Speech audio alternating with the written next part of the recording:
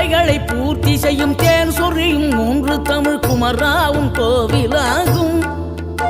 தினம் தேடி வரும் பக்தர்களின் தெளிவான முதிர்ந்த மனம் முருகாவும் மயிலுமாகும்.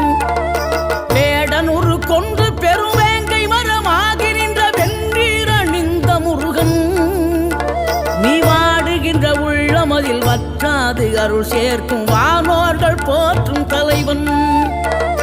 நீரெடுத்த மேனியுடன் ஆறிடத்தில் பேரெடுத்து நினைவெல்லாம் இனிக்கின்றவன், நீ ஓர் எழுத்து ஆயுதமாய் ஒளிகின்ற வேலெடுத்து உறுதுணையாய் வருகின்றவன், எனக்கு உறுதுணையாய் வருகின்ற